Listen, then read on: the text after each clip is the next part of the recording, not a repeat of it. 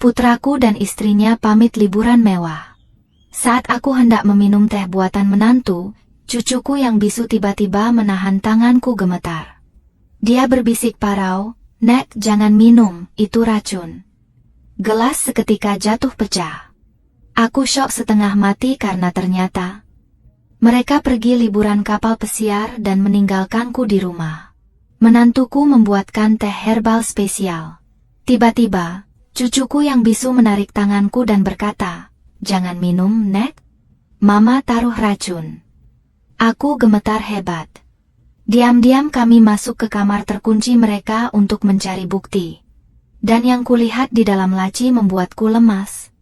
Sebelum ceritanya dimulai, silakan tulis di kolom komentar dari daerah mana saja teman-teman yang menonton cerita ini. Jangan lupa like dan subscribe channel ini ya. Cahaya matahari pagi menerobos masuk melalui celah-celah tirai sutra berwarna krem, menyinari ruang tengah kediaman mewah milik Sartika yang pagi itu terasa lebih riuh dari biasanya. Suara roda koper yang beradu dengan lantai marmer menggema, bersahutan dengan instruksi-instruksi halus namun tegas dari Rina, menantu Sartika. "Mas, koper yang biru itu isinya pakaian resmi, jangan ditumpuk paling bawah nanti kusut," ujar Rina sambil merapikan tatanan rambutnya di depan cermin besar ruang tamu. Budi, putra tunggal Sartika, tampak sibuk mondar-mandir mengangkut barang ke bagasi mobil. Keringat sebesar biji jagung sudah muncul di pelipisnya, namun senyum tak pernah lepas dari wajahnya setiap kali ia menoleh ke arah Sartika yang duduk di sofa beludru. Sartika hanya bisa memandang kesibukan itu dengan senyum lemah. Tubuhnya terasa berat pagi ini, seperti hari-hari sebelumnya. Dokter bilang itu hanya faktor usia, kelelahan biasa yang menyerang wanita berumur 65 tahun. Namun, jauh di lubuk hatinya, Sartika merasa ada yang aneh. Tenaganya seperti terkuras habis sedikit demi sedikit, menyisakan kerangka rapuh yang gampang pening. "Ibu, yakin tidak mau ikut?" tanya Budi setelah menutup bagasi mobil. Ia menghampiri Sartika, berlutut di depan sofa, dan memijat lembut lutut ibunya. Sentuhan itu terasa hangat, sentuhan seorang anak yang berbakti, atau setidaknya itulah yang dirasakan Sartika. Sartika menggeleng pelan, tangannya yang mulai keriput membelai rambut Budi. "Tidak, Nak. Badan ibu rasanya remuk kalau harus perjalanan jauh, apalagi kena angin laut. Kalian saja yang pergi. Ini kan ulang tahun pernikahan kalian yang ke-10. Nikmati waktunya." Rina datang mendekat, membawa nampan kecil berisi segelas teh yang masih mengepul hangat.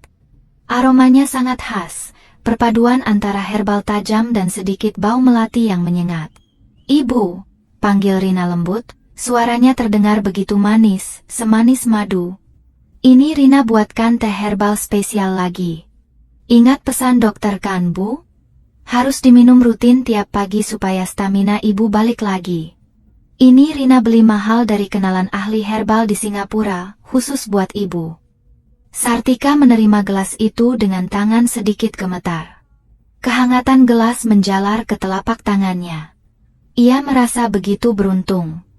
Di luar sana, banyak cerita mertua dan menantu yang berperang dingin, berebut kuasa di dapur. Tapi Rina? Dia begitu perhatian. Bahkan urusan vitamin dan minuman herbal Sartika, Rina yang mengatur semuanya dengan teliti. "Terima kasih ya Rina. Maafkan ibu merepotkan kalian. Seharusnya ibu yang mengurus diri sendiri," ucap Sartika lirih. "Ah, ibu bicara apa sih? Merawat ibu itu kewajiban kami," potong Rina cepat. Ada kilatan aneh di matanya saat menatap gelas di tangan Sartika, namun kilatan itu hilang secepat ia berkedip, berganti kembali dengan sorot mata menantu yang penurut. "Diminum selagi hangat ya, Bu. Jangan nunggu dingin, nanti khasiatnya hilang." Di sudut ruangan, duduk seorang bocah laki-laki berusia 7 tahun. Vino. Ia memeluk lututnya sendiri di atas karpet tebal, matanya yang bulat dan hitam menatap pemandangan di depannya tanpa berkedip. Tidak ada suara yang keluar dari mulut kecilnya. Sudah setahun ini Vino membisu. Dokter psikolog bilang itu trauma pasca kematian kakeknya. suami Sartika, yang meninggal mendadak karena serangan jantung tahun lalu. Sejak saat itu, Vino mengunci suaranya rapat-rapat. Sartika menoleh pada cucu kesayangannya itu. Hatinya mencelos. Kalian hati-hati ya. Jangan khawatirkan Vino. Dia anak pintar, pasti anteng sama nenek. Budi berdiri, melirik jam tangannya yang berkilau mahal, hadiah dari Sartika bulan lalu. Kita harus berangkat sekarang, Rin. Nanti ketinggalan jadwal keberangkatan kapal. Iya, Mas. Rina membungkuk, mencium pipi kanan dan kiri Sartika. Wangi parfum mahal menyeruak. Kami titip Vino ya, Bu. Stok makanan sudah Rina siapkan di kulkas. Ingat, tehnya dihabiskan. Iya, hati-hati, jawab Sartika. Budi dan Rina berjalan menuju pintu utama. Mereka sempat menoleh sekali lagi ke arah Vino. Rina memberikan tatapan tajam dan dingin pada anaknya sendiri, sebuah tatapan peringatan yang luput dari pandangan Sartika, namun ditangkap jelas oleh Vino. Bocah itu menunduk, meremas celana pendeknya kuat-kuat. Suara mesin mobil menderu, lalu perlahan menjauh meninggalkan halaman rumah yang luas itu. Pagar otomatis menutup perlahan dengan bunyi klik yang final. Kesunyian seketika menyergap ruang tengah. Rumah besar itu kini terasa kosong dan dingin, seolah kehangatan ikut pergi bersama mobil yang baru saja berlalu. Sartika menghela napas panjang, mencoba mengusir rasa pening yang mulai datang lagi. Ia menyandarkan punggungnya ke sofa, menatap gelas teh di tangannya. Uap tipis masih menari-nari di atas permukaan air yang berwarna pekat kecoklatan. Anak-anak yang baik, gumam Sartika pada dirinya sendiri, mencoba bersyukur. Ia mengangkat gelas itu mendekati bibirnya. Aromanya menusuk hidung. Ia sebenarnya tidak terlalu suka rasanya yang agak pahit dan getir, tapi demi kesehatan dan demi menghargai usaha Rina, ia selalu memaksakan diri meminumnya. Vino, yang sejak tadi diam mematung di sudut ruangan, tiba-tiba berdiri. Gerakannya kaku, namun matanya terpaku pada gelas di tangan neneknya. Sartika tersenyum melihat cucunya mendekat. Sini, sayang. Temani nenek. Sartika sudah memiringkan gelas, bibir gelas itu sudah menyentuh kulit bibirnya yang kering. Cairan hangat itu siap mengalir ke tenggorokannya. Namun, sebelum setetes pun air itu masuk ke mulutnya, sebuah tangan kecil yang dingin menyambar pergelangan tangan Sartika dengan cengkeraman yang mengejutkan kuatnya. Sartika tersentak kaget. Ia menunduk, menatap Vino yang kini berdiri tepat di hadapannya dengan wajah pucat pasi dan napas memburu. Mata bocah itu tidak lagi kosong seperti biasanya, ada ketakutan purba yang terpancar di sana, seolah ia baru saja melihat hantu. Vino? Kenapa, nak? Tanya Sartika bingung, mencoba melepaskan cengkeraman cucunya yang gemetar hebat. Vino tidak melepaskan tangannya. Ia justru menatap mata Sartika dalam-dalam, bibirnya bergetar hebat, berjuang melawan kebisuan yang sudah setahun membelenggunya. Suara yang keluar kemudian terdengar parau, serak dan menyakitkan, seperti engsel pintu berkarat yang dipaksa terbuka. Nek! Jantung Sartika berhenti berdetak sesaat. Itu kata pertama Vino setelah 1 tahun. Jangan. Vino menelan ludah, air mata mulai menggenang di pelupuk matanya. Ia mengeratkan pegangannya, seolah nyawa Sartika bergantung pada seberapa kuat ia menahan gelas itu. Jangan minum teh dari ibu. Bisiknya dengan suara gemetar namun terdengar jelas di ruangan yang sunyi itu. Itu racun. Suara pecahan kaca yang menghantam lantai marmer terdengar begitu nyaring, memecah keheningan rumah seperti sebuah ledakan kecil. Cairan teh berwarna pekat itu muncrat kemana-mana, membasahi ujung kain sarung batik halus yang dikenakan Sartika, juga menciprati kaki kecil Vino. Sartika ternganga. Tubuhnya membeku bukan karena kaget oleh gelas yang pecah, melainkan oleh kata-kata yang baru saja meluncur dari bibir cucunya. Kata-kata itu menggantung di udara, berat dan mencekik. Racun. Napas Sartika tersengal. Ia menatap wajah Vino yang kini basah oleh keringat dingin. Bocah itu masih mencengkeram pergelangan tangannya, kukunya yang kecil memutih karena tekanan yang begitu kuat. Vino. Suara Sartika bergetar, nyaris tak terdengar. Ia mengabaikan pecahan beling yang berserakan di dekat kakinya. Tangan tuanya terulur, menyentuh pipi cucunya dengan gemetar. Kamu bicara, nak? Kamu bicara. Ada secercah harapan membuncah di dada Sartika. Setahun penuh ia menunggu suara ini. Setahun penuh ia berdoa agar cucunya kembali memanggilnya nenek. Namun, isi dari kalimat pertama itu menghancurkan euforia tersebut dalam sekejap. Vino mengangguk kaku, air mata mulai menetes dari pelupuk matanya yang lebar. Ia melepaskan cengkeramannya pada tangan Sartika, lalu mundur selangkah, menjauhi genangan teh yang mulai merembes ke celah-celah nat lantai. Iya, Nek, jawab Vino lagi, suaranya masih terdengar asing di telinganya sendiri, serak karena lama tak digunakan. Vino bisa bicara. Tapi Vino takut kalau bicara nanti Vino tidur sama kakek. Sartika merasakan jantungnya seperti diremas tangan tak kasat mata. Apa maksudmu, sayang? Ibumu tidak mungkin. Kalimat itu tersangkut di tenggorokan. Logikanya menolak keras. Rina, menantunya yang begitu telaten, yang membelikan vitamin mahal, yang selalu tersenyum manis, tidak mungkin melakukan hal sekeji itu. Nenek enggak percaya? Mata Vino membola, ada kepanikan di sana. Ia takut tidak dipercaya. Ia takut neneknya tetap meminum cairan itu nanti. Tanpa menunggu jawaban, Vino tiba-tiba menarik ujung kebaya Sartika, memaksanya bangkit dari sofa. Ikut Vino, Nek.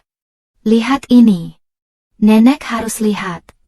Dengan langkah tertatih dan kepala yang masih berdenyut pening, Sartika menuruti tarikan tangan kecil itu. Mereka berjalan melewati ruang tengah, menuju ke area indoor garden di sudut belakang rumah, tempat di mana Sartika biasanya memanjakan koleksi tanaman hias mahalnya. Di sudut ruangan itu, dekat jendela kaca besar yang menghadap ke kolam renang, terdapat deretan pot keramik berisi tanaman aglaonema yang harganya jutaan rupiah per pot. Tanaman-tanaman itu adalah kebanggaan Sartika. Namun, langkah Sartika terhenti mendadak. Matanya membelalak tak percaya. Satu pot di paling ujung, yang posisinya agak tersembunyi di balik tirai, tampak mengenaskan. Tanaman yang seharusnya berdaun merah merona dan segar itu kini layu total. Batangnya menghitam legam seperti terbakar dari dalam, dan daun-daunnya kering kerontang, hancur hanya dengan sekali sentuh. Tanah di dalam pot itu mengeluarkan bau yang aneh. Bau apek bercampur aroma kimia yang menyengat, persis sama dengan aroma herbal yang ada di gelas teh Sartika tadi. Ini. Sartika menutup mulutnya dengan tangan, menahan mual. Vino, buang teh nenek ke sini, cicit Vino pelan, menunjuk pot yang mati itu dengan telunjuk gemetar. Setiap pagi, pas mama nggak lihat, pas nenek ke kamar mandi, Vino ambil gelas nenek, Vino tuang ke sini. Vino pura-pura main. Sartika menatap ngeri pada tanaman yang mati itu.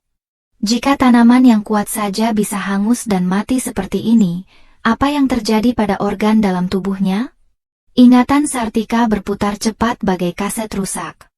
Rasa pening yang tak kunjung hilang setahun terakhir, perut yang sering kram, tenaga yang makin hari makin lenyap. Dokter pribadinya, yang kebetulan direkomendasikan oleh Rina, selalu bilang itu efek penuaan dan mak kronis. Apakah semua itu bohong? Kenapa kamu baru bilang sekarang, nak? Sartika jatuh terduduk di kursi taman, kakinya tak kuat lagi menopang tubuh. Vino mendekat, memeluk kaki neneknya erat-erat. Tangisnya pecah. Mama bilang, kalau Vino nakal, kalau Vino ngomong aneh-aneh, Vino bakal dikirim ke tempat jauh. Vino lihat mama kasih bubuk putih ke kopi kakek dulu, terus kakek tidur nggak bangun lagi. Vino takut, Nek. Pengakuan polos itu menghantam Sartika lebih keras daripada palu godam. Suaminya. Kematian suaminya yang mendadak karena serangan jantung. Jadi Vino melihatnya? Cucu sekecil ini memendam trauma mengerikan itu sendirian selama setahun? Sartika merasa dunianya runtuh.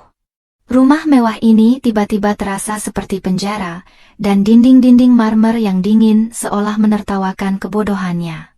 Ia telah membesarkan ular di dalam rumahnya sendiri.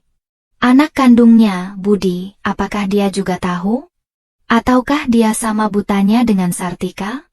Tring! Bunyi notifikasi dari ponsel Sartika yang tergeletak di saku kebayanya memecah ketegangan. Suara itu terdengar begitu ceria, kontras dengan suasana horor yang sedang menyelimuti hati Sartika. Dengan tangan gemetar hebat, Sartika merogoh saku dan mengeluarkan benda pipi itu. Layar menyala, menampilkan sebuah pesan masuk di aplikasi chat. Nama pengirimnya membuat darah Sartika berdesir dingin. Menantuku sayang. Sartika membuka pesan itu. Sebuah foto selfie Rina dan Budi di dalam mobil, tersenyum lebar dengan kacamata hitam, terlihat begitu bahagia. Di bawah foto itu, ada pesan teks singkat yang disertai emotikon hati berwarna merah. Ibu sayang, kami sudah mau sampai pelabuhan. Teh herbalnya sudah diminum sampai habiskan, Bu? Jangan disisakan ya, biar ibu cepat sehat dan gak sakit-sakit lagi. Love you, Bu. Sartika membaca kata sehat itu dengan perasaan mual yang luar biasa. Ponsel di tangannya terasa panas. Ia menatap tanaman yang mati menghitam di depannya, lalu menatap layar ponselnya lagi. Untuk pertama kalinya dalam hidup Sartika yang penuh kelembutan, sebuah api kemarahan mulai menyala di matanya. Api yang lahir dari rasa sakit seorang ibu yang dikhianati. Tidak, Rina, desis Sartika pelan, suaranya berubah dingin, jauh berbeda dari nada bicara wanita tua yang lemah beberapa menit lalu. Ibu tidak akan minum. Ia menatap Vino, lalu menghapus air mata di pipi cucunya dengan kasar. Vino, panggilnya tegas. Vino mendongak, kaget melihat perubahan ekspresi neneknya. Kita harus pergi dari sini. Sekarang. Belum sempat Sartika berdiri, terdengar suara langkah kaki berat di teras depan. Bukan suara langkah pembantu. Itu suara sepatu pantofel pria. Sartika membeku. Bukankah Budi dan Rina sudah pergi? Siapa yang datang? Jantung Sartika berpacu liar saat ia mendengar suara kunci pintu utama dibuka paksa dari luar. Mereka kembali? Sartika menarik napas tajam, menahan udara di dadanya yang bergemuruh. Ia menarik Vino ke balik punggungnya, insting melindunginya mengambil alih rasa takut. Matanya terpaku pada pintu kayu jati ukiran Jepara yang menghubungkan ruang taman dalam dengan ruang tamu utama. Siapa yang memiliki akses masuk selain anak dan menantunya? Pembantu rumah tangga sudah diliburkan seminggu penuh oleh Rina dengan alasan agar ibu bisa istirahat tenang tanpa gangguan orang asing. Langkah kaki itu makin dekat. Tegap. Berirama. Sosok itu muncul di ambang pintu kaca. Bukan Budi. Bukan pula polisi. Itu Dokter Prasetyo. Dokter keluarga yang sudah merawat Sartika selama 6 bulan terakhir. Pria parubaya dengan kacamata berbingkai emas dan setelan jas rapi itu tersenyum ramah, menjinjing tas kulit hitam khas dokter. Selamat pagi, Bu Sartika, sapa Dokter Prasetyo dengan nada bariton yang tenang. Wah, kenapa ibu terlihat tegang sekali? Tekanan darah naik lagi. Sartika mengembuskan napas, bahunya sedikit turun, namun kewaspadaannya tidak hilang. Dokter, kenapa dokter bisa masuk? Siapa yang buka pintu? Prasetyo tertawa kecil, melangkah masuk ke area taman dalam tanpa permisi. Bu Rina yang kasih kode akses pintu pintar di depan, Bu.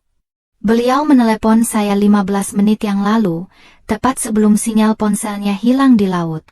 Katanya ibu terdengar agak melantur tadi pagi.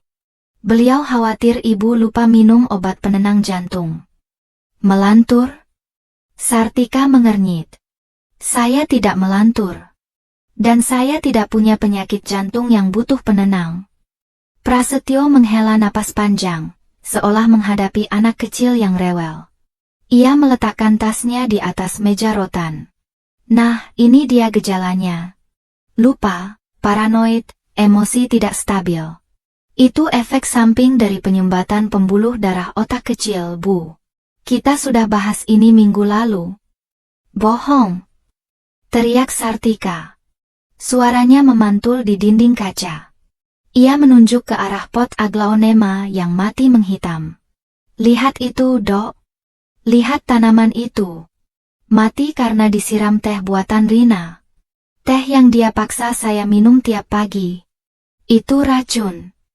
Dokter Prasetyo menaikkan alisnya. Ia berjalan santai menuju pot yang ditunjuk Sartika. Ia mengamati tanaman layu itu sejenak, lalu memetik satu daun kering dan meremasnya hingga hancur menjadi debu.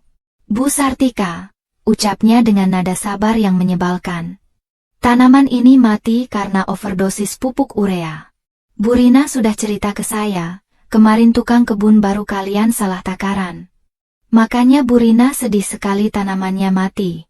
Kenapa ibu malah berpikir ini karena teh? Sartika ternganga. Alibi itu begitu sempurna, begitu cepat disiapkan. Keraguan mulai merayap di sudut hati Sartika. Apakah benar begitu? Apakah aku yang salah sangka? Namun kemudian ia merasakan tangan kecil Vino meremas jari kelingkingnya dengan kuat. Sangat kuat. Remasan itu menyadarkan Sartika. Vino melihat kematian kakeknya. Vino tidak mungkin bohong. Tidak, Sartika menggeleng kuat, berusaha mengusir kabut keraguan yang sengaja ditebar sang dokter. Cucu saya. Vino melihatnya. Vino bilang teh itu racun. Vino bicara, Dok. Cucu saya bicara. Dokter Prasetyo menatap Vino. Tatapannya berubah. Bukan tatapan ramah dokter pada pasien, melainkan tatapan dingin seorang peneliti mengamati tikus percobaan yang lolos dari kandang. Vino bicara. Prasetyo tersenyum miring. Bu, Vino itu mengalami bisu selektif akibat trauma berat. Secara medis, mustahil dia tiba-tiba bicara lancar, apalagi mendiagnosis racun. Ibu mungkin mengalami halusinasi auditori. Itu bahaya, Bu. Itu tanda-tanda awal skizofrenia senilis. Saya tidak gila. Bentak Sartika. Saya tidak bilang ibu gila. Ibu hanya sakit. Prasetyo melangkah mendekat, membuka tas kulitnya. Bunyi klik kunci tas itu terdengar seperti kokangan pistol di telinga Sartika. Bu Rina benar-benar menantu yang baik. Dia sudah memprediksi episode histeria ini akan terjadi saat dia pergi. Makanya dia minta saya datang untuk memberikan suntikan vitamin neurotropik dosis tinggi. Biar ibu tenang dan bisa tidur nyenyak. Prasetyo mengeluarkan sebuah tabung suntik. Cairan di dalamnya bukan berwarna merah muda atau bening seperti vitamin biasa. Cairan itu bening kekuningan, kental. Sartika mundur selangkah, menyeret Vino bersamanya. Saya tidak mau disuntik. Pergi kamu. Jangan mempersulit keadaan, Bu. Suara Prasetyo memberat, tidak lagi terdengar sopan. Ia memegang jarum suntik itu dengan posisi tegak, menjetikkan jarinya ke tabung untuk membuang gelembung udara. Kalau ibu tidak kooperatif, saya terpaksa menelepon dinas sosial atau rumah sakit jiwa. Laporan medis ibu sudah saya pegang. Dengan satu tanda tangan saya, ibu bisa dijemput paksa ambulans karena dianggap membahayakan diri sendiri dan cucu. Ancaman itu nyata. Sartika tahu koneksi menantunya luas. Jika ia dibawa ke rumah sakit jiwa sekarang, tamatlah riwayatnya. Dia akan dikunci, dibius, dan perlahan dibunuh tanpa ada yang tahu. Nek! Suara Vino terdengar lagi, sangat pelan, hanya bisa didengar Sartika. Lari. Prasetyo terus maju, memojokkan mereka ke arah pintu kaca yang terkunci. Sini tangannya, Bu. Cuma sakit sedikit, seperti digigit semut. Setelah ini ibu akan tidur panjang, sangat panjang dan damai. Sartika melihat kilatan jarum di bawah sinar matahari. Ia melihat senyum tipis di wajah Prasetyo yang seolah berkata, kau tidak bisa lari, nenek tua. Sartika menyadari satu hal mengerikan. Dokter ini bukan sekadar orang suruhan yang tertipu. Dia adalah bagian dari rencana pembunuhan ini. Dia adalah eksekutor cadangan jika racun teh gagal bekerja. Punggung Sartika membentur kaca jendela. Tidak ada jalan keluar. Prasetyo kini hanya berjarak 1 meter. Tangan kirinya terulur hendak mencengkeram lengan Sartika yang kurus. Sudah, menurut saja, desis Prasetyo.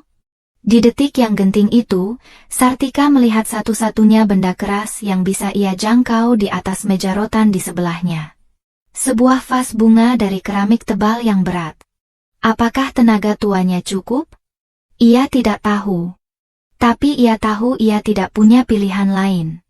Lanjut, ucap Sartika dalam hati, memohon kekuatan pada Tuhan, sambil tangannya diam-diam meraba leher vas bunga itu. Dentingan keras keramik beradu dengan tulang tengkorak menggema mengerikan di ruang semi terbuka itu. Aarg! Dokter Prasetyo menjerit, tubuhnya terhuyung ke belakang. Vas bunga keramik buatan Tiongkok yang berat itu pecah berkeping-keping di sisi kepalanya, menyisakan luka robek yang seketika mengucurkan darah segar, membasahi kerah kemeja putih mahalnya. Jarum suntik di tangannya terlempar, menggelinding jauh ke bawah rak tanaman. Sartika berdiri gemetar, napasnya memburu kencang. Tangannya terasa kebas. Seumur hidupnya, ia tidak pernah memukul nyamuk sekalipun dengan kekerasan, namun hari ini, naluri bertahan hidup mengubahnya menjadi sosok yang tidak ia kenali. Lari, Vino. Cepat! Teriak Sartika serak, menarik tangan cucunya. Adrenalin menghapus sementara rasa sakit di sendi-sendi tuanya. Mereka berlari keluar dari taman dalam, melintasi ruang tengah yang luas, menuju tangga besar yang melingkar ke lantai 2. Dasar nenek gila! Terdengar raungan Prasetyo dari belakang. Suara langkah kakinya yang berat dan terseret-seret terdengar mengejar. Dia tidak pingsan, hanya terluka dan kini sangat marah. Ke kamar mama, Nek. Pintunya tebal. Vino memimpin jalan, kaki kecilnya melangkah gesit menaiki anak tangga 2 sekaligus. Sartika nyaris tersandung gaun kebayanya sendiri, namun rasa takut menjadi bahan bakar yang ampuh. Mereka sampai di lantai 2 tepat saat Prasetyo mulai menapaki anak tangga pertama dengan wajah berlumuran darah yang tampak seperti iblis. Mereka menghambur ke depan pintu kamar utama, kamar Budi dan Rina. Terkunci. Tentu saja. Terkunci, Nak. Sartika panik, memutar gagang pintu dengan sia-sia. Vino tidak menjawab. Bocah itu berjongkok, meraba bagian bawah pot bunga hiasan di samping pintu. Jemari kecilnya menarik sebuah kunci pipih berwarna perak. Dia tahu segalanya. Selama ini dia mengamati, merekam setiap detail di rumah ini dalam diamnya. Klik. Pintu terbuka. Mereka menyerbu masuk. Sartika membanting pintu itu kembali dan memutar kuncinya 2 kali tepat sedetik sebelum tubuh Prasetyo menabrak daun pintu dari luar. Brak! Brak! Buka! Kalian tidak bisa lari kemana-mana. Telepon rumah sudah saya putus, sinyal seluler di sini jelek. Teriak Prasetyo sambil menggedor pintu kayu jati solid itu. Sartika menyeret lemari laci berat untuk mengganjal pintu, lalu merosot duduk di lantai. Jantungnya serasa mau meledak. Ia memeluk Vino erat-erat, air matanya tumpah ruah. Di luar pintu, gedoran perlahan berhenti, digantikan oleh suara tawa sinis dan langkah kaki menjauh. Prasetyo pasti sedang mencari alat untuk mendobrak, atau menunggu mereka mati kelaparan. Nek! Vino melepaskan pelukan, lalu berjalan menuju meja rias Rina yang mewah. Jangan sentuh barang mama, Nak, cegah Sartika lemah. Vino menggeleng. Ia membuka laci terbawah meja rias itu, membongkar tumpukan pakaian dalam ibunya, lalu menarik keluar sebuah kotak brankas kecil portabel. Kuncinya masih menggantung, kecerobohan yang lahir dari rasa aman yang sombong. Rina pikir tidak ada yang berani masuk ke kamarnya. Lihat ini, Nek. Sartika merangkak mendekat. Pikirannya masih kacau, namun ia menuruti cucunya. Di dalam kotak itu, Tidak ada perhiasan emas atau berlian. Isinya hanya tumpukan kertas dokumen dan beberapa botol kaca kecil tanpa label merek dagang. Hanya tulisan tangan spidol hitam. Tangan Sartika yang gemetar mengambil dokumen paling atas. Polis asuransi jiwa premi tinggi. Tertanggung, Nyonya Sartika Wijaya. Nilai pertanggungan, 15 miliar rupiah. 15 miliar rupiah. Ahli waris utama, Budi Santoso, anak kandung Rina Amalia, menantu. Mata Sartika membelalak membaca tanggal pengesahan polis itu. Baru 2 minggu yang lalu. Di halaman terakhir, tertera tanda tangan Budi yang sangat dikenalnya.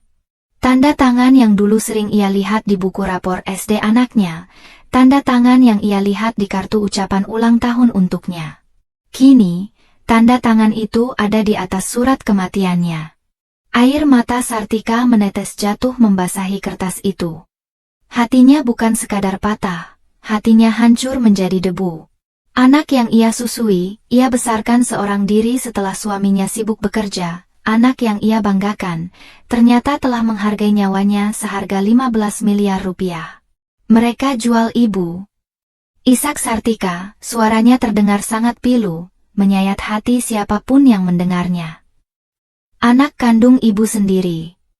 Vino mengambil botol kecil dari kotak itu dan menyodorkannya ke arah Sartika. Di botol itu tertulis kode kimia yang tidak Sartika pahami, namun ada tulisan kecil di bawahnya, arsenik cair, dosis mikro. Potongan puzzle itu kini lengkap sudah. Sakit kepala, mual, kelelahan kronis, hingga kematian suaminya tahun lalu. Semuanya bukan takdir Tuhan. Semuanya adalah skenario pembunuhan berencana yang disusun rapi oleh menantunya dan diamini oleh anak kandungnya sendiri. Rumah mewah ini bukan istana. Ini adalah rumah jagal. Dan Sartika adalah sapi perah yang sudah waktunya disembelih karena susunya sudah habis. Rasa sakit karena pengkhianatan itu jauh lebih perih daripada racun apapun. Sartika meraung tertahan, memukul dadanya yang sesak. Ia merasa bodoh. Ia merasa gagal sebagai seorang ibu. Bagaimana bisa ia membesarkan seorang monster? Di tengah tangisannya yang memilukan, tiba-tiba terdengar suara berisik dari arah balkon kamar. Suara kaca digores. Sartika menoleh cepat. Kamar utama ini ada di lantai 2, tapi memiliki balkon yang terhubung dengan pohon besar di halaman samping. Dari balik tirai tipis, bayangan hitam seseorang terlihat sedang mencoba mencongkel pintu geser kaca balkon. Dr. Prasetyo. Dia tidak mendobrak pintu utama kamar, dia memanjat lewat luar. Dan kali ini di tangannya bukan lagi jarum suntik, melainkan sebuah linggis besi berkarat yang entah ia ambil dari gudang tukang kebun. Wajah Prasetyo menempel di kaca, menyeringai lebar menampilkan gigi yang merah oleh darahnya sendiri. Tatapannya liar dan mematikan. Ketemu. Ucap Prasetyo tanpa suara, hanya gerakan bibir yang mengerikan. Krak. Kaca balkon mulai retak dihantam linggis. Pertahanan terakhir mereka akan segera jebol. Bunyi kaca yang hancur berhamburan terdengar seperti letusan kembang api di telinga Sartika. Serpihan kristal tajam menyebar ke lantai karpet, berkilauan tertimpa cahaya matahari sore yang kini terasa seperti lampu sorot panggung kematian. Prasetyo melangkah masuk melalui bingkai jendela balkon yang kini menganga. Linggis di tangannya berlumuran noda merah kecoklatan yang mengering. Kamar mandi. Cepat. Jerit Sartika, menarik tangan Vino sekuat tenaga sisa yang dimilikinya. Mereka berlari melintasi kamar tidur yang luas itu, nyaris terpeleset di atas permadani tebal. Sartika mendorong Vino masuk ke dalam kamar mandi utama, sebuah ruangan seluas kamar tidur standar dengan dinding marmer hitam yang mewah dan bathtub berlapis emas. Dengan tangan gemetar panik, Sartika membanting pintu kayu eboni yang berat itu dan memutar kunci gerendelnya. Klik, klik. Detik berikutnya, hantaman keras mengguncang pintu itu. Brak. Buka. Jangan persulit kematianmu sendiri, Sartika. Teriak Prasetyo dari luar. Suaranya teredam tebalnya kayu, namun kegilaannya menembus masuk. Sartika mundur perlahan, menyeret Vino menjauh dari pintu. Napasnya terdengar menciut-ciut, seperti peluit rusak. Adrenalin yang tadi memompanya untuk berlari kini mendadak surut, meninggalkan tubuh tuanya dalam keadaan shock berat. Kakinya lemas. Sartika merosot jatuh di atas lantai marmer yang dingin. Dinginnya lantai itu menusuk hingga ke tulang, namun tak sedingin rasa sakit yang kini merambat di dadanya. Bukan sakit jantung, melainkan sakitnya racun yang mulai menagih haknya atas tubuh ringkih itu. Nek! Vino berbisik, memegang tangan neneknya yang sedingin es. Sartika menatap sekeliling kamar mandi mewah ini. Di atas meja rias wastafel, berjejer botol-botol parfum mahal milik Budi dan Rina. Wangi lavender dan musk yang samar-samar tercium di ruangan ini, wangi yang dulu Sartika anggap sebagai aroma kesuksesan anak dan menantunya, kini berbau seperti bangkai busuk pengkhianatan. Disinilah dia sekarang. Terkurung di dalam kamar mandi rumahnya sendiri yang bernilai miliaran rupiah, namun merasa lebih miskin daripada pengemis di jalanan. Harta, rumah gedongan, mobil mewah, semua itu tidak ada artinya. Apa gunanya marmer impor ini jika anak kandung yang ia lahirkan dengan taruhan nyawa justru menginginkan kematiannya demi uang asuransi? Rasa sakit fisik mulai menyerang lebih ganas. Perut Sartika melilit hebat, seolah ususnya sedang diperas. Pandangannya mulai berkunang-kunang. Ia merangkak menuju toilet dan memuntahkan cairan bening yang pahit. Nek, minum. Vino dengan sigap mengambil gelas kumur, mengisinya dengan air keran, dan menyodorkannya ke bibir Sartika. Sartika meneguk air mentah itu dengan rakus. Air itu terasa anyir, tapi ia tidak peduli. Ia menyeka mulutnya, lalu menatap bayangannya sendiri di cermin besar di hadapannya. Wajah tua yang ia lihat di cermin tampak begitu menyedihkan. Pucat, mata cekung, rambut putih berantakan.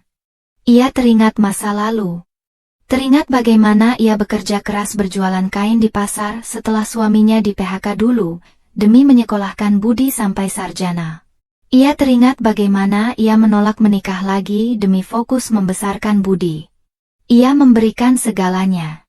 Segalanya. Dan balasannya adalah sebotol arsenik. Kenapa, Gusti?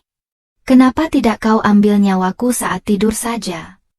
Rintih Sartika pelan. Air matanya mengalir deras, bercampur dengan keringat dingin. Sakit sekali rasanya, dikhianati darah daging sendiri lebih sakit daripada neraka. Rasa putus asa mulai menyelimuti Sartika bagai kabut hitam pekat. Rasanya ia ingin menyerah saja. Biarkan Prasetyo mendobrak pintu itu. Biarkan dia menyuntikkan racun itu. Bukankah hidupnya sudah hancur? Tidak ada lagi tempat baginya di dunia ini. Anaknya menginginkan dia mati. Tidak ada lagi alasan untuk hidup. Sartika memejamkan mata, membiarkan kegelapan merayap masuk ke kesadarannya yang mulai memudar. Tapi kemudian, ia merasakan tangan kecil yang hangat menepuk-nepuk pipinya. Nek, jangan tidur. Suara Vino terdengar parau menahan tangis. Nek, bangun. Kalau nenek tidur, Vino sama siapa? Vino nggak mau sendirian. Suara itu menyentak Sartika dari ambang keputusasaan. Ia membuka matanya yang berat. Ia melihat Vino. Cucu semata wayangnya. Anak yang menjadi saksi bisu kekejaman orang tuanya sendiri. Jika Sartika menyerah sekarang, Vino akan habis. Rina dan Budi tidak akan membiarkan saksi mata tetap hidup. Vino akan dibuang, atau lebih buruk lagi, disusulkan bersamanya ke liang lahat. Sartika memaksakan dirinya duduk tegak, meski kepalanya berputar hebat seperti gasing. Ia menarik Vino ke dalam pelukannya. Maafkan nenek, nak. Nenek nggak akan tidur, bisik Sartika, meski ia sendiri ragu apakah tubuhnya sanggup bertahan. Di luar pintu, suara hantaman berhenti. Hening sejenak. Kesunyian yang justru lebih menakutkan daripada suara gedoran. Lalu, terdengar suara Prasetyo. Tenang, datar, dan sangat dekat dengan celah pintu. Bu Sartika, ibu masih di dalam kan? Sartika membekap mulut Vino, menahan napas. Percuma ibu bertahan di situ, lanjut Prasetyo santai, seolah sedang mengobrol di warung kopi. Tadinya saya mau mendobrak tapi saya pikir, sayang pintunya mahal. Lagi pula, saya baru saja mengirim pesan chat ke Pak Budi. Jantung Sartika berdegup kencang. Saya bilang ke Pak Budi, kabar duka Mas. Ibu sudah berpulang tenang saat tidur siang ini. Serangan jantung mendadak. Prasetyo tertawa kecil, suara tawanya terdengar gila. Dan ibu tahu apa balasan anak kesayangan ibu? Dia cuma membalas stiker jempol. Stiker jempol, Bu. Dia bahkan tidak bertanya lebih lanjut. Dunia Sartika runtuh untuk kedua kalinya. Stiker jempol. Kematiannya hanya dihargai dengan sebuah simbol digital murahan. Jadi secara teknis, Bu. Suara Prasetyo merendah, penuh bisa.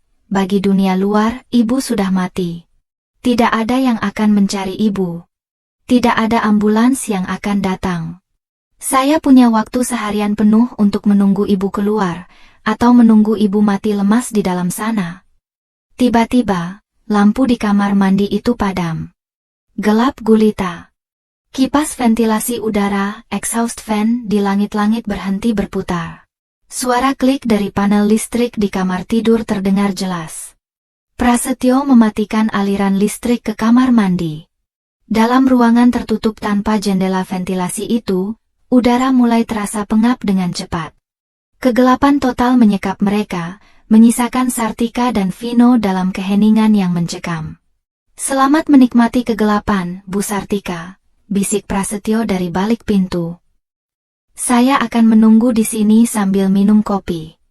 Sartika mendekap Vino erat-erat dalam gelap. Oksigen mulai terasa mahal. Namun dalam kegelapan itu, satu hal yang pasti, air mata Sartika telah kering. Rasa sedihnya telah habis, berganti menjadi sesuatu yang jauh lebih mengerikan. Kegelapan di dalam kamar mandi itu terasa pekat dan berat, seolah menindih dada Sartika yang sudah sesak. Tanpa ventilasi yang bekerja, udara di ruangan sempit itu mulai menipis, berganti dengan hawa panas yang lembab. Bau keringat dingin dan ketakutan menguar, bercampur dengan aroma pewangi ruangan yang kini terasa menyengat memuakkan. Sartika bersandar lemah pada dinding marmer di bawah wastafel. Tangannya meraba-raba dalam gelap, mencari pegangan. Di luar sana, Dokter Prasetyo mungkin sedang menikmati kopinya, atau mungkin sedang mengasah parangnya, menunggu saat yang tepat untuk mendobrak masuk dan menyelesaikan tugas biadabnya. Nek! Bisik Vino. Suaranya terdengar sangat dekat di telinga Sartika. SSTT hemat napasmu sayang, jawab Sartika lirih. Tenggorokannya kering kerontang. Ia mulai merasa pusing yang berbeda, bukan karena racun, tapi karena hipoksia ringan. Oksigen mulai habis. Namun, tiba-tiba ada secercah cahaya redup menyala di tengah kegelapan total itu. Sartika menyipitkan mata. Cahaya itu berwarna biru keabuan, berasal dari benda persegi kecil di tangan Vino. Itu sebuah ponsel. Tapi bukan ponsel pintar layar sentuh canggih seperti milik Rina atau Budi. Itu adalah ponsel modal lama, gawai batangan yang tebal dan kokoh, modal yang populer 10 tahun lalu. Vino. Sartika terbelalak. Dari mana kamu dapat itu? Vino tidak menjawab langsung. Dengan jari-jari kecilnya yang lincah, ia memencet tombol-tombol karet ponsel itu. Cahaya layarnya menyinari wajah Vino yang serius, membuatnya terlihat jauh lebih tua dari usianya yang baru 7 tahun. Ini punya kakek, jawab Vino pelan. Jantung Sartika berdesir. Ponsel suaminya? Ia ingat betul, setelah suaminya meninggal, Rina bilang ponsel itu hilang entah kemana, mungkin dicuri perawat di rumah sakit. Kakek kasih ini ke Vino 2 hari sebelum kakek tidur, lanjut Vino. Matanya menatap layar ponsel dengan kerinduan yang mendalam. Kakek bilang, simpan ini Ju. Jangan sampai mama atau papa tahu. Kalau kakek pergi, kamu harus jaga ini. Di dalam sini ada nyawa kakek. Nyawa kakek? Ulang Sartika bingung. Vino mengangguk. Ia mengutak-atik menu ponsel itu, lalu membuka folder rekaman suara. Hanya ada satu file di sana. Tanggalnya tepat 2 hari sebelum kematian suaminya. Vino selalu cas ponsel ini diam-diam di colokan belakang lemari mainan Vino. Jelas bocah itu sambil menekan tombol putar. Nenek harus dengar. Kakek mau nenek dengar ini kalau nenek sudah sadar. Suara kresek-kresek statis terdengar memecah kesunyian kamar mandi, diikuti oleh suara batuk yang sangat dikenal Sartika. Suara almarhum suaminya, Pak Darmawan. Rin, kenapa rasanya pahit sekali obat ini? Suara Pak Darmawan terdengar lemah di rekaman itu. Kemudian, terdengar suara wanita. Suara Rina. Tapi nadanya bukan nada manis yang biasa didengar Sartika. Nadanya dingin, datar, tanpa emosi. Itu obat paling mahal, Pak. Habiskan. Biar Papa cepat tenang. Hening sejenak. Lalu terdengar suara gelas diletakkan kasar di meja. Kamu pikir Papa tidak tahu? Suara Pak Darmawan memberat, terdengar marah namun tak berdaya. Papa sudah ubah wasiatnya, Rin. Aset pabrik, tanah di Lembang, tidak akan jatuh ke tangan Budi kalau dia masih jadi bonekamu. Terdengar tawa Rina yang melengking, tawa yang membuat bulu kuduk Sartika meremang di dalam kamar mandi yang panas itu. Oh, Papa sayang. Papa pikir surat wasiat itu masih ada di brankas notaris? Budi sudah mengambilnya kemarin. Budi sendiri yang membakarnya di halaman belakang, Pak. Anak Papa itu, dia lebih takut kehilangan aku daripada kehilangan bapaknya sendiri. Dia butuh uangku untuk bayar utang judinya yang menumpuk. Papa kira Budi anak alim? Dia kalah judi 5 miliar bulan lalu. Sartika membekap mulutnya sendiri kuat-kuat agar tidak menjerit. Air matanya tumpah tanpa suara. Utang judi? Budi berjudi? Jadi selama ini citra pengusaha sukses yang dibangun anaknya hanyalah topeng? Budi bukan hanya lemah, dia adalah pecundang yang tega membunuh ayahnya demi menutupi aib. Di rekaman itu, napas Pak Darmawan mulai terdengar sesak, seperti orang tercekik. Anak durhaka, Uhuk. Sartika. Sartika harus tahu. Ibu. Rina mendengus jijik. Si tua bangka itu gampang diurus. Tunggu saja giliran dia tahun depan. Setelah Papa lewat, dia akan jadi boneka yang penurut sampai asuransinya cair. Selamat tidur, Pak. Suara rekaman berakhir dengan bunyi bip panjang. Vino mematikan layar ponsel. Gelap kembali menyergap, tapi kali ini kegelapan itu terasa berbeda. Di dalam dada Sartika, rasa sedih yang tadi mendominasi mendadak lenyap tak berbekas. Rasa takut pada Dokter Prasetyo di luar sana pun menguap. Yang tersisa kini hanyalah bara api. Bara yang panas, merah, dan membakar. Selama ini Sartika diam karena ia pikir ia dicintai. Ia mengalah karena ia pikir itu demi keharmonisan keluarga. Ia membiarkan dirinya sakit karena ia percaya pada anak dan menantunya. Tapi kenyataan ini menamparnya bangun. Suaminya dibunuh. Anaknya adalah pecandu judi dan pembunuh. Menantunya adalah iblis berwajah malaikat. Dan cucunya yang sekecil ini harus menanggung beban rahasia seberat ini sendirian selama setahun demi bertahan hidup. Sartika meraba wajah Vino dalam gelap, lalu mencium kening cucunya dengan penuh hormat. Bukan ciuman nenek pada cucu, tapi ciuman terima kasih pada seorang pahlawan kecil. Terima kasih Vino, bisik Sartika. Suaranya tidak lagi bergetar. Suaranya kini terdengar rendah, berat dan penuh kekuatan. Kamu sudah menjaga kakek. Sekarang giliran nenek yang menjaga kamu.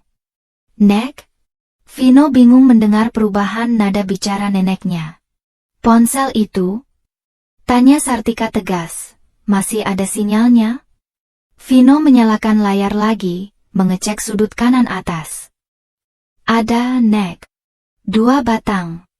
Tapi pulsa kakek habis, nggak bisa telepon. Sartika tersenyum dalam gelap. Senyum yang mengerikan. Kita tidak butuh pulsa untuk menelepon polisi, nak. Di ponsel tua ini, ada fitur panggilan darurat yang bisa tembus meski tanpa pulsa. Sartika mengambil alih ponsel itu. Ia tidak akan menelepon polisi biasa. Ia tahu birokrasi polisi lokal kadang lambat. Ia teringat kartu nama yang pernah diberikan oleh seorang teman lamanya, Pak Suryo, seorang pensiunan jenderal yang pernah ditolong suaminya dulu. Pak Suryo pernah bilang, kalau ada apa-apa yang mendesak dan menyangkut nyawa, tekan tombol panggil cepat di nomor 1. Mas Darmawan sudah simpan nomor jalur khusus saya. Sartika menekan dan menahan tombol angka 1. Layar berkedip. Calling, Jenderal Suryo, Private. Terdengar nada sambung. Tut, tut. Di saat yang sama, dari luar pintu kamar mandi, terdengar suara desingan mesin yang memekakkan telinga. Suara gergaji mesin. Dokter Prasetyo sudah bosan menunggu. Dia memutuskan untuk memotong pintu kayu itu. Halo? Terdengar suara berat dan tegas dari seberang telepon.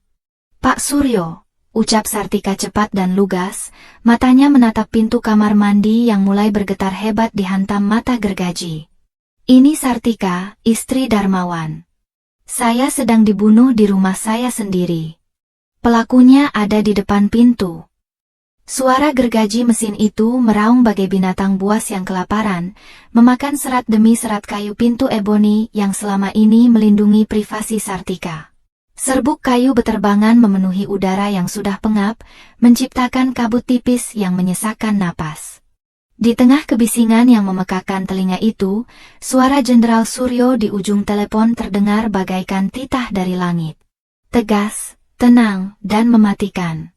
Dengarkan saya, Mbak Yu. Suara Suryo menembus kekacauan itu. Saya sudah mengontak tim taktis yang kebetulan sedang latihan tak jauh dari kompleks rumahmu. Mereka akan sampai dalam 7 menit. Saya ulangi, 7 menit. Jangan mati sebelum itu.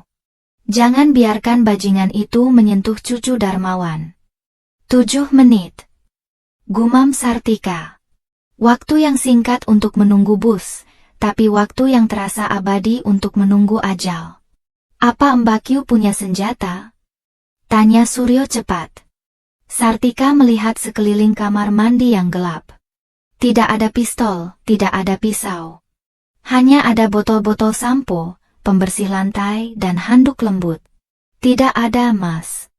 Cuma ada keberanian yang tersisa, jawab Sartika, suaranya terdengar dingin, jauh berbeda dari wanita tua yang menangis beberapa menit lalu. Itu cukup.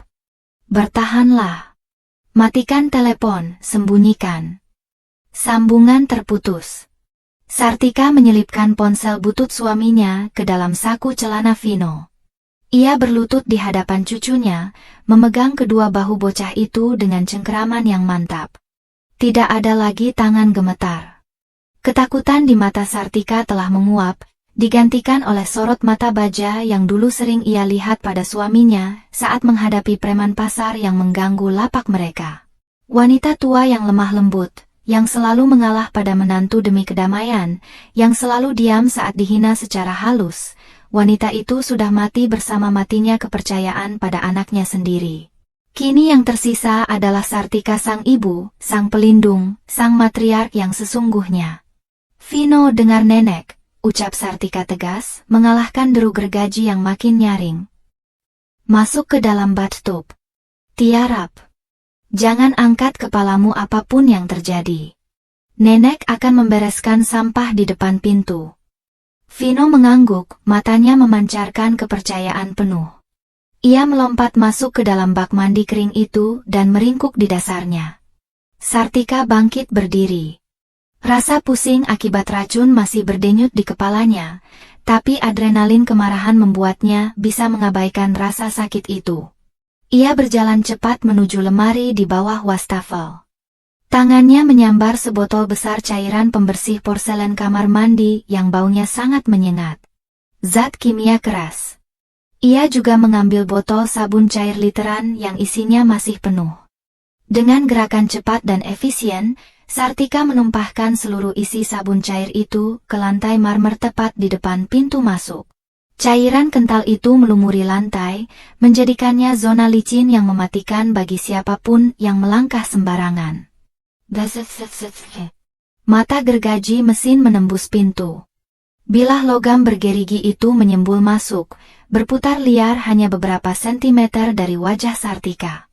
Ia mundur selangkah, tenang. "Ayo masuk, dokter." Desis Sartika pelan, tangannya menggenggam erat botol pembersih porselen yang tutupnya sudah ia buka. "Tamu tidak diundang harus disuguhi minuman, bukan?" Ia menyalakan keran air panas di wastafel hingga suhu maksimal. Uap panas mulai mengepul. Sartika menciduk air mendidih itu dengan gayung kayu sauna yang ada di sudut ruangan. Pintu itu kini sudah rusak parah. Lubang besar menganga di tengahnya. Prasetyo menendang sisa kayu yang menghalanginya dengan brutal. Brak! Pintu terbuka lebar, menggantung miring pada engselnya yang patah. Cahaya lampu dari kamar tidur menerobos masuk, menyilaukan mata Sartika yang sudah terbiasa dengan kegelapan.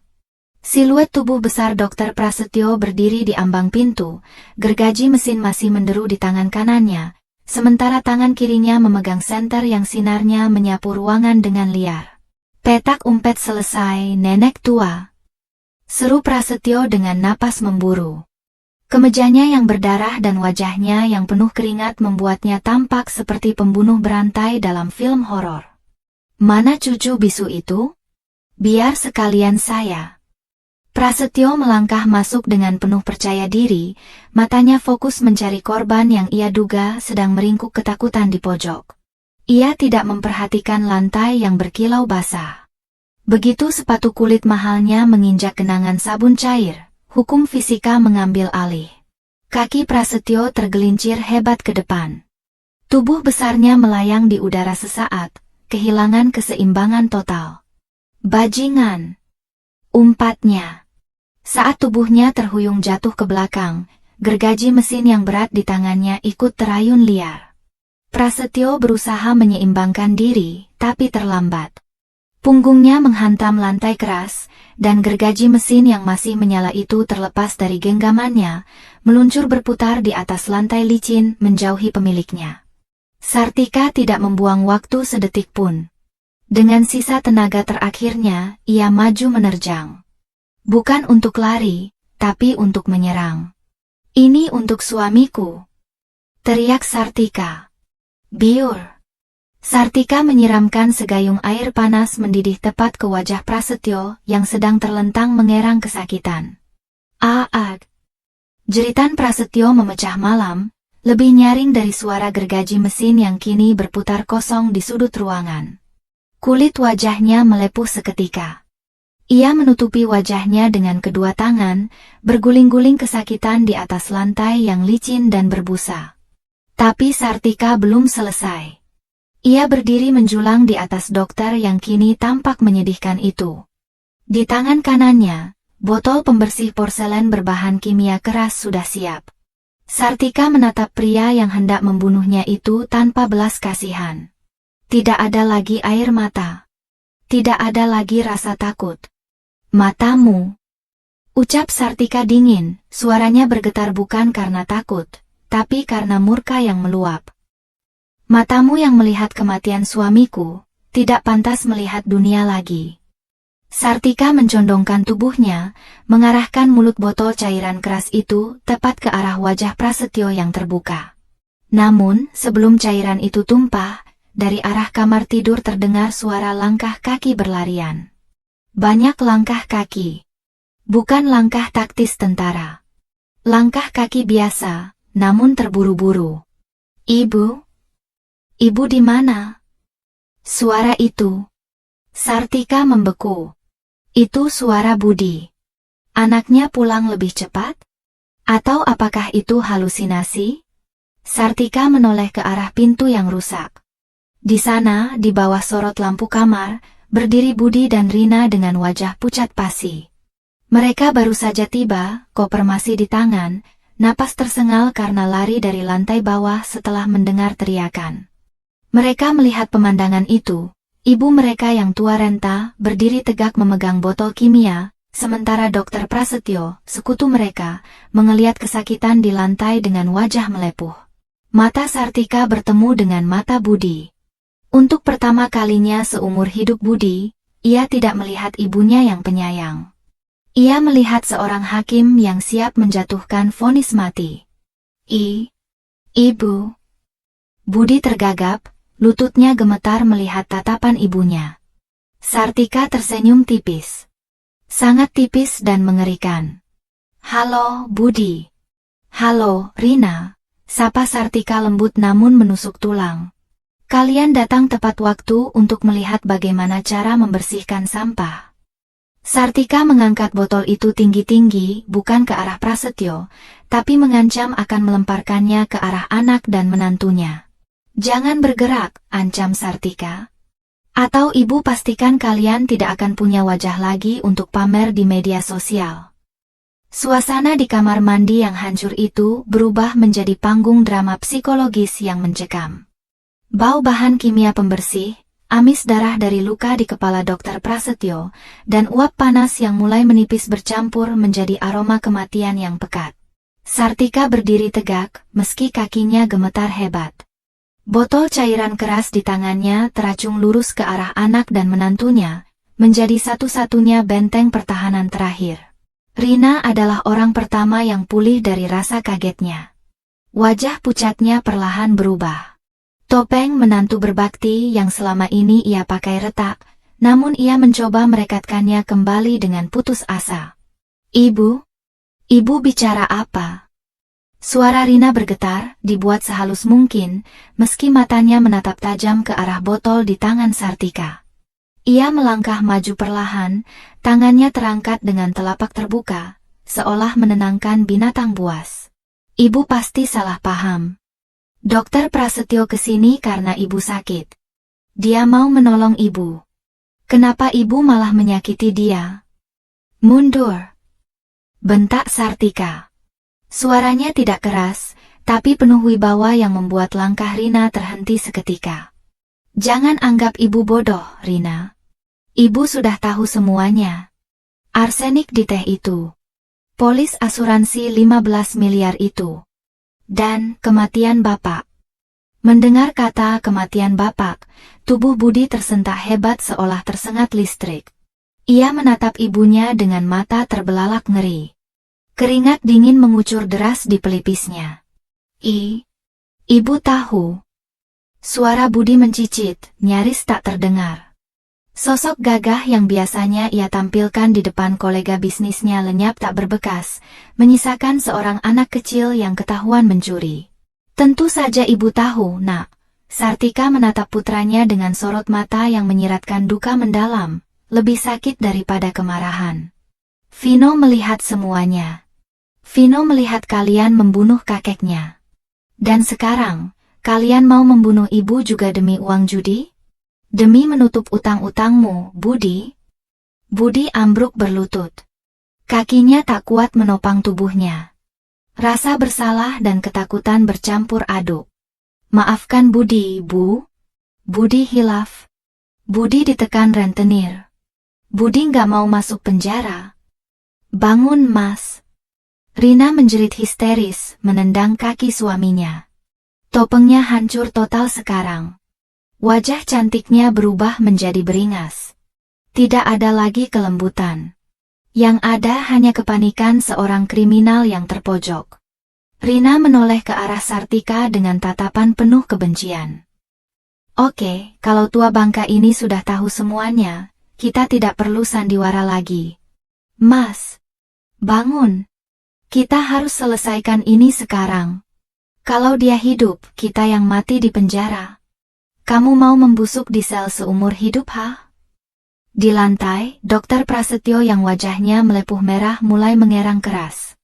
Ia mencoba bangkit, matanya buta sebelah karena bengkak akibat siraman air panas, namun tangannya meraba-raba mencari gergaji mesin yang tergeletak tak jauh darinya.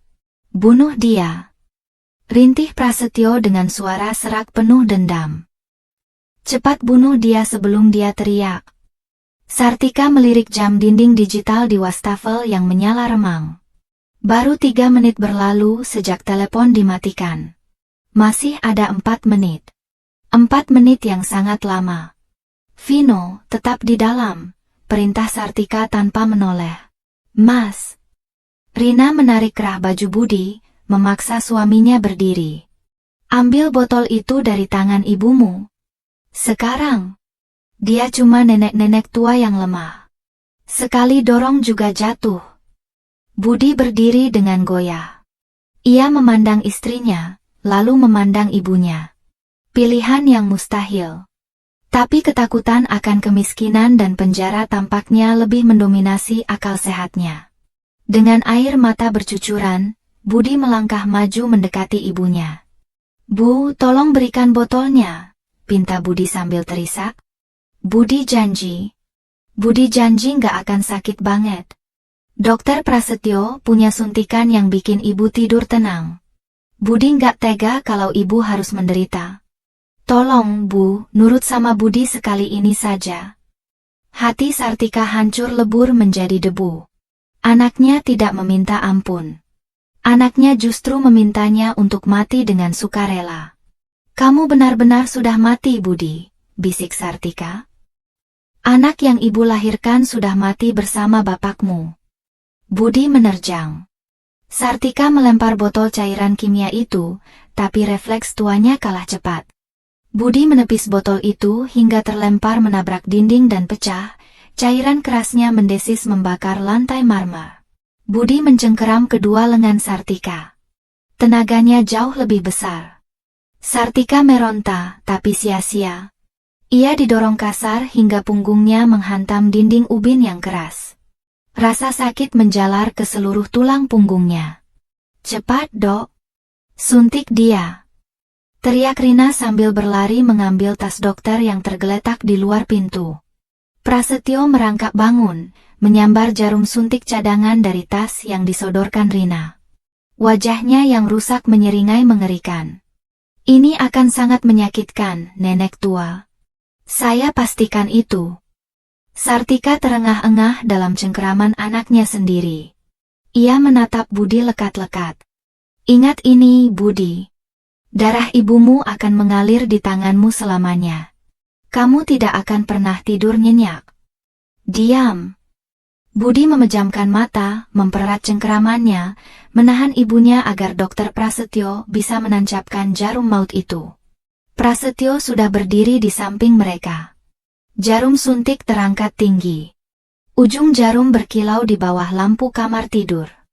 Sartika memejamkan mata. Mas Suryo, di mana janjimu? 1 detik. 2 detik. Tiba-tiba, terdengar suara desingan halus.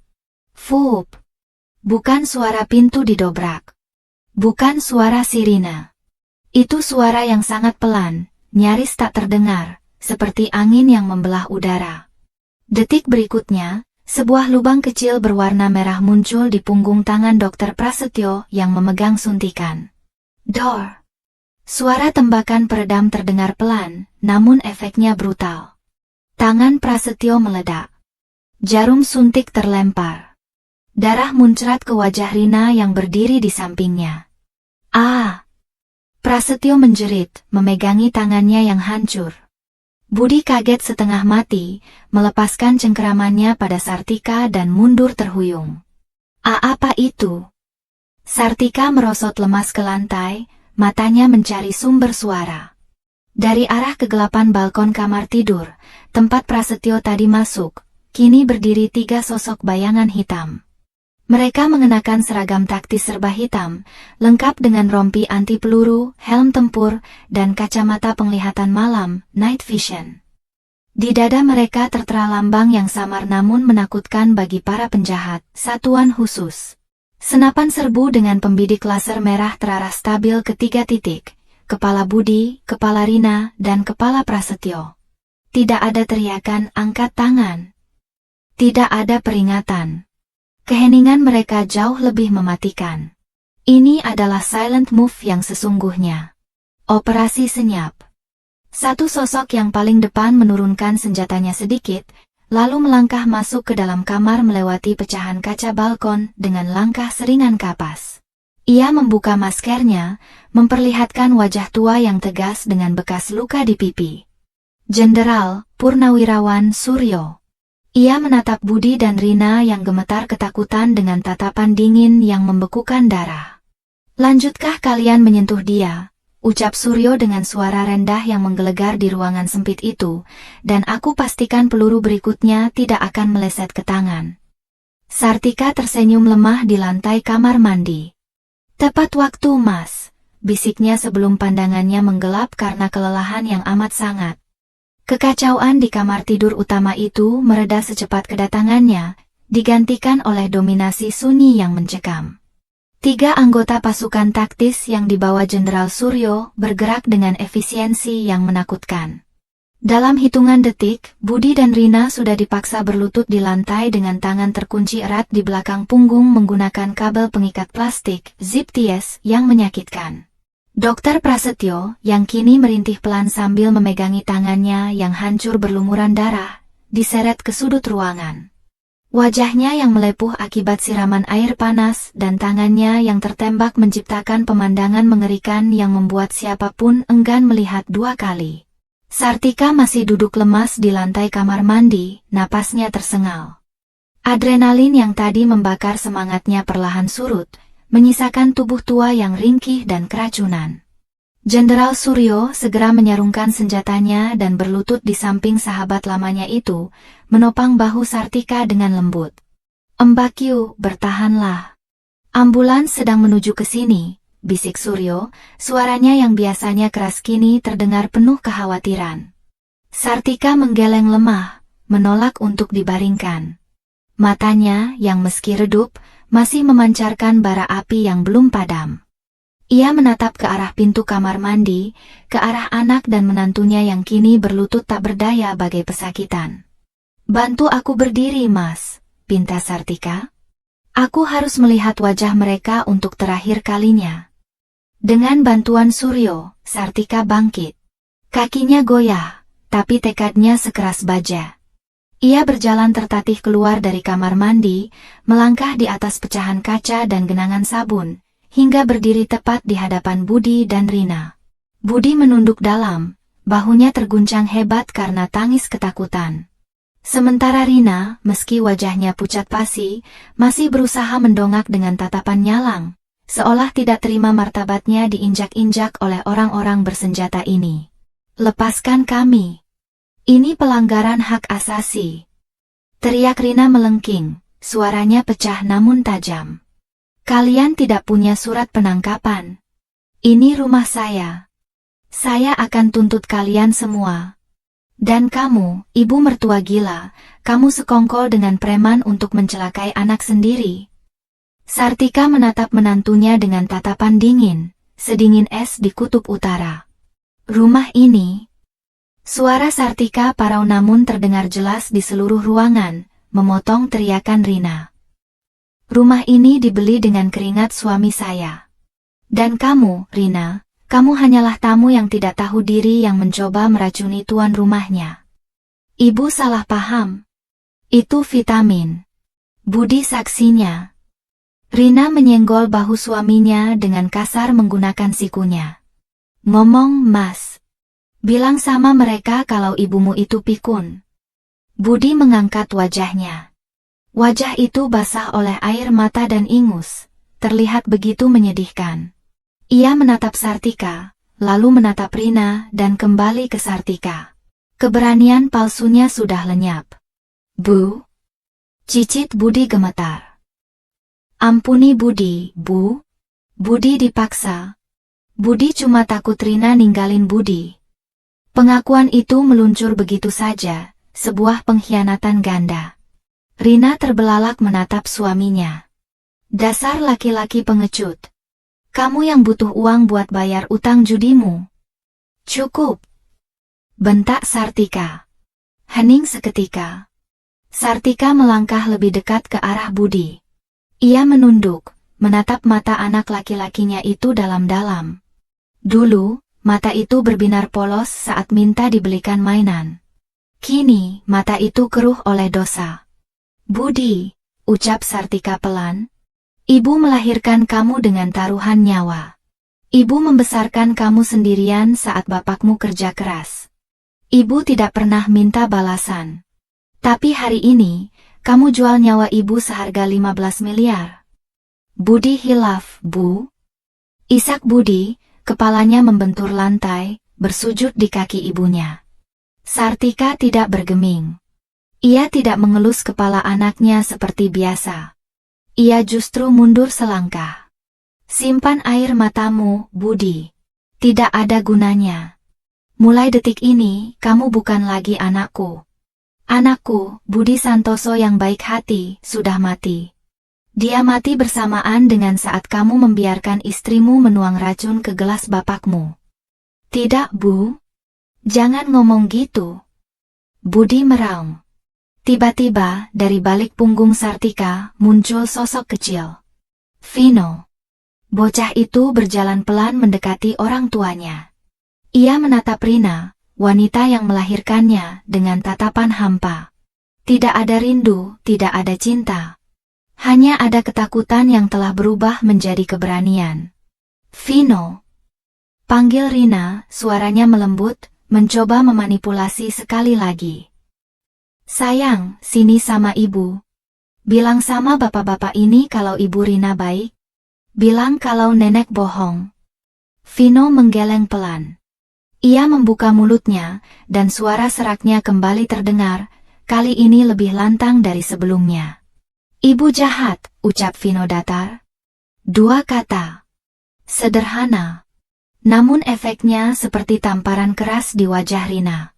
Vino lihat ibu kasih bubuk di kopi kakek. Vino lihat ibu senyum pas kakek jatuh. Vino nggak mau punya ibu pembunuh. Rina ternganga.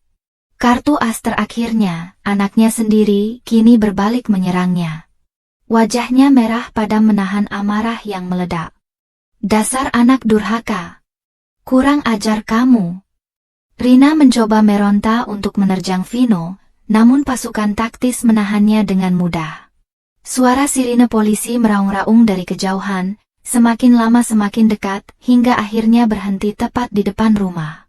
Cahaya lampu rotar biru merah memantul-mantul di dinding kamar, menambah dramatis suasana. Jenderal Suryo memberi kode. Bawa mereka keluar.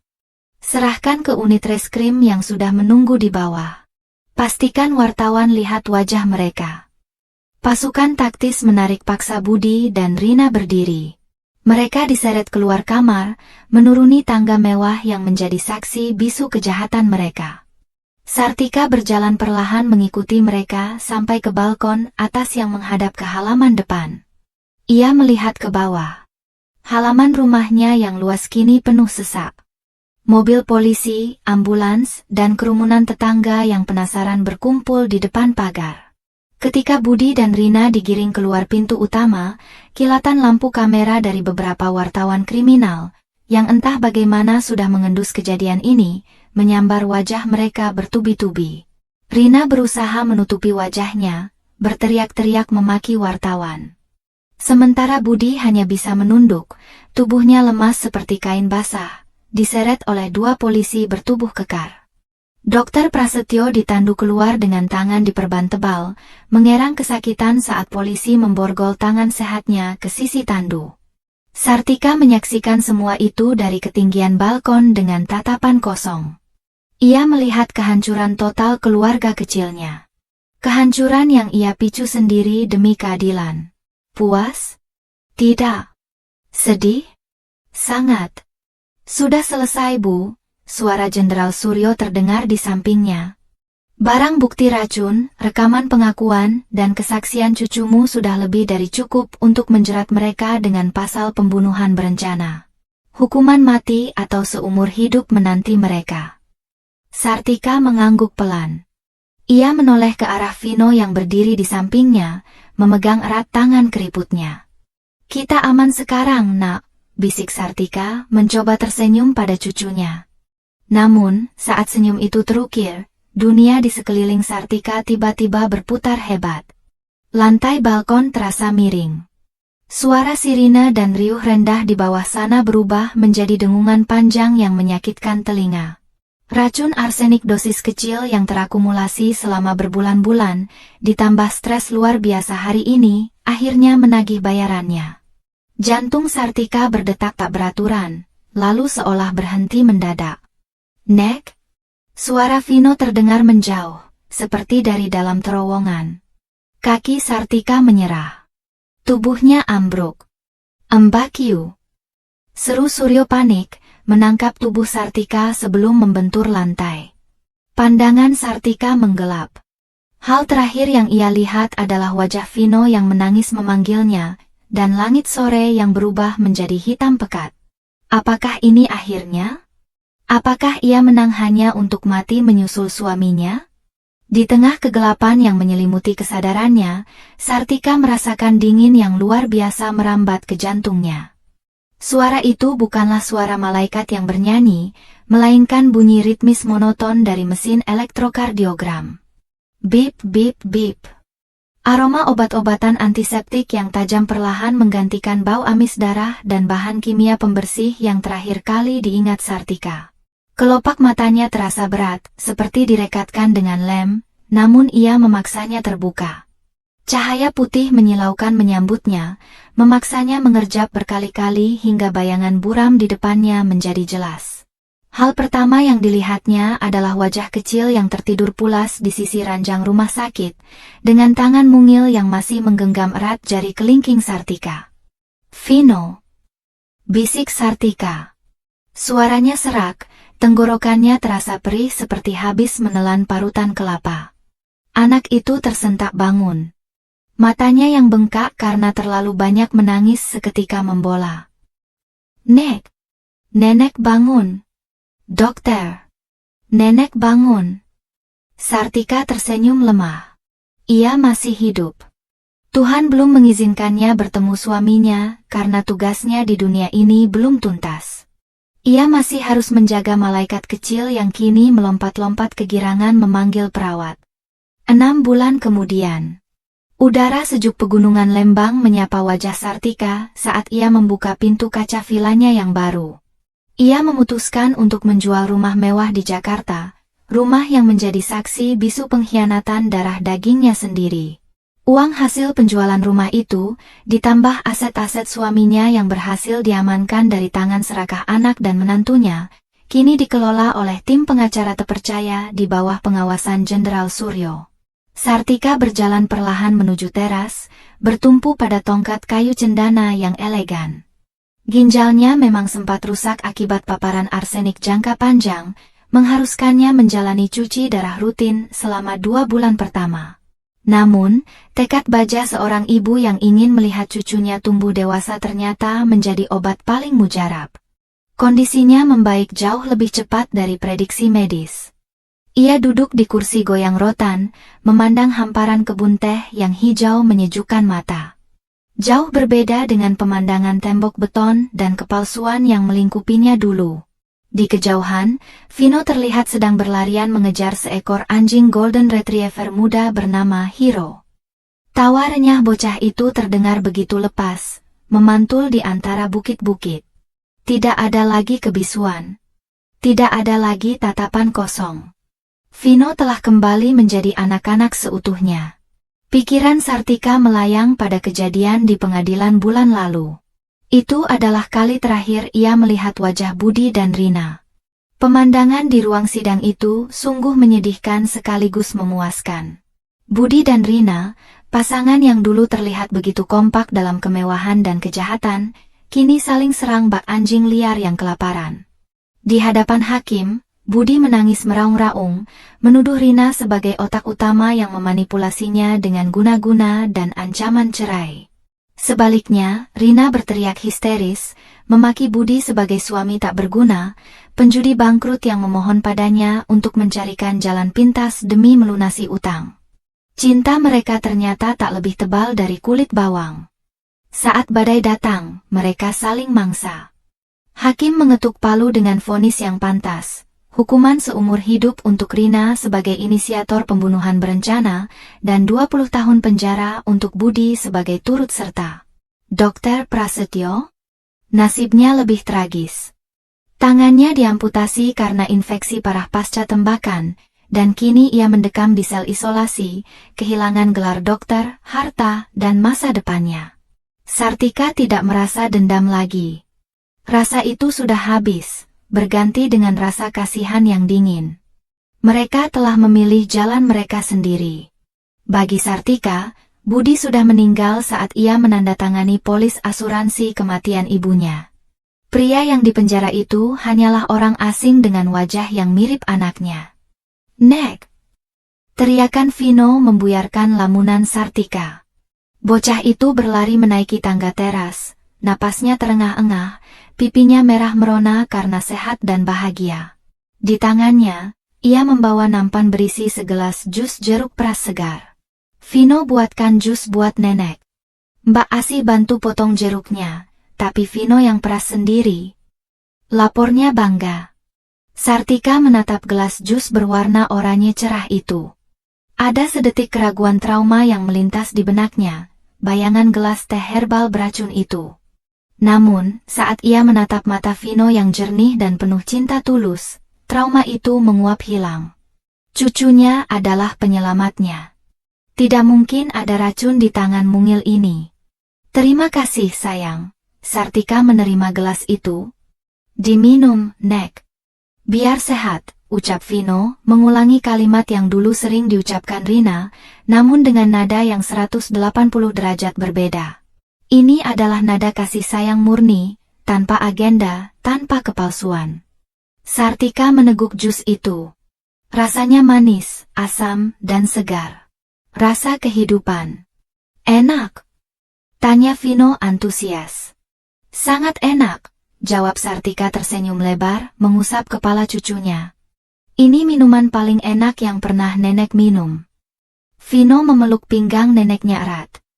Nek, nanti kalau Vino sudah besar, Vino mau jadi polisi. Biar bisa tangkap orang jahat. Biar nenek nggak diganggu lagi. Sartika terkekeh pelan, mencium puncak kepala Vino. Nenek yakin kamu akan jadi polisi yang hebat. Tapi sekarang, tugasmu cuma satu, sekolah yang pintar dan main sepuasnya. Biar nenek yang urus sisanya.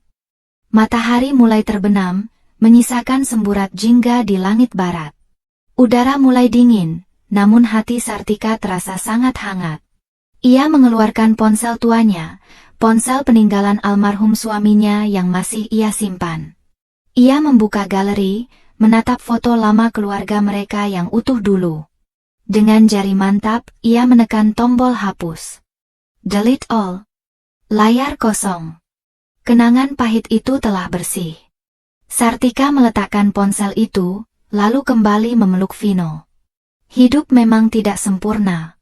Ia kehilangan suami dan anak dalam waktu berdekatan.